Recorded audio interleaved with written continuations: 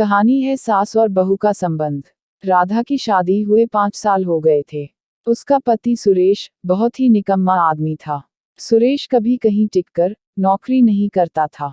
वो थोड़े टाइम कहीं नौकरी ज्वाइन करता तो फिर छोड़ देता और फिर वो घर में ही पड़ा रहता। फिर पत्नी के तानों से परेशान होकर थोड़े वक्त बाद कहीं दोबारा नौकरी ज्वाइन करता तो फिर उसे भी छोड़ देता। और उसका ये सिलसिला बहुत सालों से चल रहा था। राधा ऐसे निकम्मे पति से बहुत परेशान थी, क्योंकि पति कमाता धमाता तो कुछ था नहीं और आवारागर्दी करता, सो अलग। राधा को 3 साल का एक छोटा बेटा भी था। वो ये सोचती कि इतना छोटा बेटा होने पर भी मेरे पति को अपनी जिम्मेदारियों का कोई होश नहीं है, ना जाने ये कब सुधरेगा। राधा उसे कई बार समझाती थी कि हमारा एक छोटा बेटा जी है, मेरी नहीं तो कम से कम इस मासूम की तो परवाह करो। क्या हमेशा सास ससुर जी ही हमारी जिम्मेदारी निभाते रहेंगे? क्या आपका हमारे प्रति कोई फर्ज नहीं है?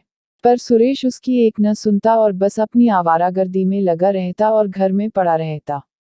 राधा तो उसे समझा समझा कर थक गई और तब राधा ने सुरेश से अलग होने का सोच लिया। क्योंकि वो सिर्फ सुरेश की घर में पड़े रहने की आदत से परेशान नहीं थी, बल्कि उसकी सभी आदतें खराब ही थीं। जैसे कि शराब पीना, माँ बाप के पैसों पर ऐश करना, गाली गलौज करना आदि। और इन सभी आदतों का असर राधा अपने बेटे पर नहीं होने देना चाहती थी। इसलिए उसने अपने सास ससुर जी को बोल दिया कि जब आपका बेटा सुधर ही नहीं रहा तो मुझे अलग होना ही पड़ेगा, क्योंकि मैं अब इसकी आदतों से तंग आ चुकी हूँ और मैं अब इसके साथ एक छत के नीचे नहीं रह सकती। लेकिन राधा के ससुर जी बहुत अच्छे और समझदार व्यक्ति थे, इसलिए उन्होंने उसे जाने से रोक लिया। जबकि उसकी सास तो ये सोचा रही थी कि अच्छा ही है अगर ये यहाँ से हमेशा हमेशा के लिए चली जाए तो कम से कम रोज रोज के झगड़ों से तो पीछा छूटेगा और मेरा बेटा भी चैन की सांस ले पाएगा। लेकिन ससुर जी ने राधा को सिर्फ रोका ही नहीं, बल्कि उसका पूरा ध्यान भी रखने लगे थे, ताकि राधा को अब घर में और कोई परेशानी ना हो। वो उसकी हर सुख सुविधा का ध्यान रख रहे थे और उन्होंने सुरेश को भी घर से बहुत दूर दूसरे शहर में भेज दिया था। क्योंकि उनका कारोबार 3-4 शहरों में फैला हुआ था, इसलिए कारोबार के बहाने उन्होंने सुरेश को घर से दूर कर दिया ताकि उसका बुरा असर राधा और उसके बच्चे पर ना पड़े और वो लोग चैन से रह पाए। ये सब सासू माँ देख रही थी और उन्हें मन ही मन राधा से नफरत हो रही थी और उसके लिए उनका गुस्सा बढ़ता जा रहा था। वो ये सोचने लगी थी कि मेरा बेटा घर से बाहर रहे और ये महारानी यहाँ बैठकर राज करे, ये तो मैं कभी नहीं होने दूंगी। बात बात पर सासू माँ राधा पर चिढ़ जाती थी, क्योंकि एक तो राधा हमेशा उनके बेटे से शिकायत करती और उसके कारण उनके बेटे को दूसरे शहर जाना पड़ा, और दूसरा वो अपने ससुर जी के साथ इतना घुल मिल रही थी। इसलिए सासू माँ हमेशा राधा से तमतमाई हुई ही रहती थी और उनके दिमाग में ससुर जी और राधा के लिए गंदे गंदे विचार आने लगे थे।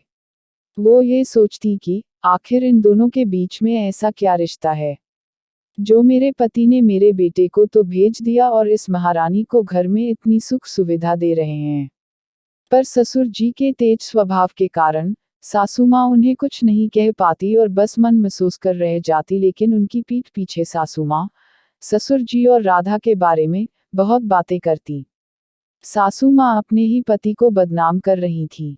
सारे परिवार में ये बात फैला दी थी कि राधा का अपने ससुर के साथ नाजायज रिश्ता है। पति से दूर होकर बहू अब अपने ससुर के साथ गुलछर्रे उड़ा रही है। परिवार के एक सदस्य से ये बात सहन नहीं हुई और उन्होंने ससुर जी को फोन करके इस बात की सच्चाई के बारे में जानना चाहा। लेकिन जैसे ही ससुर जी के कानों में ये बात पड़ी तो उनके तो होश उड़ गए। उन्हें ऐसा लगा जैसे उन पर बिजली गिर गई हो। वे तुरंत अपनी पत्नी के पास गए और उससे बोले कि तुम इतनी घटिया औरत हो, ये मैं कभी नहीं सोच सकता था। अपने ही पति और अपनी बहू को बदनाम करने से पहले तुम्हें शर्म नहीं आई? कैसे कोई इतना गंदा इल्जाम लगा सकता है? मन तो करता है तुम्हारी इस ओछी हरकत के लिए तुमसे हमेशा हमेशा के लिए नाता तोड़ दूं। अब तो सासू माँ से भी रहा नहीं गया और उन्होंने अपना सारा जहर उगल दिया कि हाँ हाँ, अब मुझसे नाता तो तुम तोड़ोगे ही, बहू जो मिल गई है। क्या मुझे इतनी पागल समझते हो? तुम दोनों मेरी आंखों में धूल झोंकोगे और मुझे पता नहीं चलेगा। मुझसे बात करने के लिए तो आपके पास वक्त नहीं होता, और राधा से घंटों पंचायत करते हो। मेरे बेटे को बाहर भेजकर इस महारानी को घर में इतनी सुख सुविधा दे रहे हो। सीधे मेरी जगह ही दे दो ना। इतना छुप छुप कर क्यों करना ये सब? इतने दिनों से मैं आप दोनों की रंगरेलियां देख रही हूँ। बहुत अच्छे से समझ चुकी हूँ आप दोनों के बीच का संबंध। अब तो ससुर जी का हाथ उठते उठते रुक गया और वे जोर से चिल्लाकर बोले कि बस, अब बस, अब अगर एक शब्द भी अनर्गल बोला तो बहुत बुरा होगा। शर्म और लिहाज तो तुमने बेच खाए है, इसलिए शर्म की बात तुमसे करना ठीक नहीं होगा। लेकिन इतना घटिया सोचने और बोलने से पहले कम से कम एक बार एक औरत होने के नाते दूसरी औरत का दर्द समझने की कोशिश करती। अपने नालायक बेटे की बहू है राधा, इतना दुख सहा है उसने। पिछले 5 साल से वो हमारे बेटे की जातियां सह रही है, और वही दुख अब मैं उसे उसके बच्चों के जरिए नहीं देना चाहता था। ये सब मैं इसलिए कर रहा हूँ क्योंकि हम हमेशा से जानते थे कि हमारा बेटा कितना बड़ा नालायक है, लेकिन सिर्फ इस भरोसे कि शायद शादी के बाद वो सुधर जाए।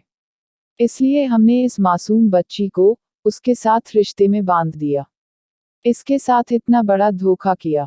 इसे तो कुछ पता नहीं था कि इसका होने वाला पति कैसा है, लेकिन हमें तो पता था कि हमारा बेटा कैसा है। फिर भी हमने जानबूझकर इसका जीवन बर्बाद किया, बस उसी आत्मग्लानि से बचने के लिए बहू को थोड़ा सुकून देने की कोशिश करी। मेरे पोते पोतियों पर उनके बाप का बुरा असर ना पड़े और वो भी उसके जैसे नालायक ना बन जाए, इसलिए मैंने उसे दूसरे शहर भेज दिया। पर तुम्हें ये सब कहाँ समझ आएगा? तुम भी तो अपने बेटे की ही माँ हो, और उसके जैसी ही हो। राधा मेरी बेटी बराबर है। और तुम, छी, मुझे तो तुम्हारी सोच से और तुमसे घिन आ रही है। तुम्हारी जैसी सोच वाली औरत हर रिश्ते को नाजायज रिश्ते की तरह ही देख सकती है। लेकिन इस संसार में कुछ पवित्र, जायज रिश्ते भी होते हैं। और बस वही रिश्ता है मेरा बहू के साथ, एक बाप और बेटी का रिश्ता। ये बोलकर ससुर जी वहां से चले गए और सासू माँ गर्दन झुकाए चुपचाप वहां खड़ी थी और सोच रही थी कि अपने नालायक बेटे के प्यार में मैं इतनी अंधी हो गई कि मुझे जायज और नाजायज कुछ दिखना ही बंद हो गया। मैंने अपने ही पति के बारे में इतना गंदा सोच लिया। ये सारी वार्तालाप राधा भी सुन रही थी और उसे अपनी सास की सोच पर शर्म आ रही थी कि कैसे कोई इंसान इतना गंदा सोच सकता है। लेकिन अपने ससुर जी की सोच के आगे आज वो नतमस्तक हो गई। सच में आज उसे ससुर नहीं बल्कि खुद के पापा ही लग रहे थे, जिन्हें अपनी बेटी के भविष्य की चिंता थी।